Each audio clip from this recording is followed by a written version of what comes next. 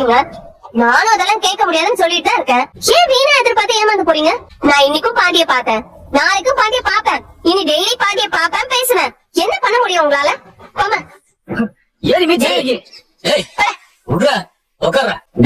நீ வர அப்புறம் போலீஸ் ஸ்டேஷனுக்கு கால் பண்ணுவா. போலீஸ் வந்து பேசுவாங்க.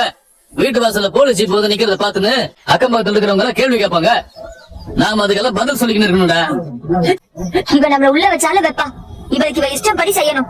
அதுக்கு நம்மள போலீஸ் புடிச்சிட்டு போனா கூட இவ அதுக்கெல்லாம் அசர ஆளே கிடையாது. நாம போயிட்டா இவ இஷ்டத்துக்கு ஆடலாம் பாரு. அதுக்குதான் இவ பண்ணிட்டு இருக்கா. இப்படியே அளவுக்கு திட்டிட்டு இருந்தாலும் நான் போலீஸ்க்கு கால் பண்ணுவேன். உன் திமிர ஒரு நாள் அடக்குறீங்க. உன்னால என்னெல்லாம் அடக்க முடியாது. உங்களுக்கு பிறந்தவங்க தலையெழுத்து நல்லா இருக்கான்னு செக் பண்ணி பாக்கணும்ல. அதுக்குதான் ஜாதகம் பார்த்தாச்சும் எங்க எதிர்கால வாழ்க்கை சிறப்பா இருக்கான்னு தெரிஞ்சுக்க போறோம். அதுக்குதான் அதுக்குதான் போய் ஜாதகக்காரன் போய் ஜாதகத்தை பாக்கணும். இந்த நரசிங்க கேட்டாலே சொல்லுவேன், உங்க தலையெழுத்து நல்லாவே இல்லடா, ரொம்ப கேவலமா இருக்கு, வெரி பேடா இருக்கு. உங்களுக்கு கல்யாணம் காட்சி எதுவும் நடக்காது. அப்படியே நடந்தாலும் சந்தோஷமா இருக்காது. ஓகேயா? Be happy. கொழும்பு பாக்க இந்த அளவுக்கு என்னமோ அவருக்கு மட்டும் பிரைட் பிக்சர் இருக்க மாதிரி தலையெழுத்து. என்ன அந்த ஆளுக்கு பிறந்தா நம்ம வாழ்க்கை எப்படி இருக்கும்? டேய், நீ எதுக்கு இப்ப டென்ஷன் ஆகுற? ஜாதகம் இருந்தா என்ன இல்லன்னா என்ன? நாம அதெல்லாம் நம்புற ஆளுங்களே இல்லையே. அது சரி. இல்லங்க, இந்த டாபிக் எப்படி வந்துச்சுன்னா, இன்னைக்கு ஆபீஸ்க்கு ஒரு ஆஸ்ட்ராலஜர் வந்திருந்தாரு.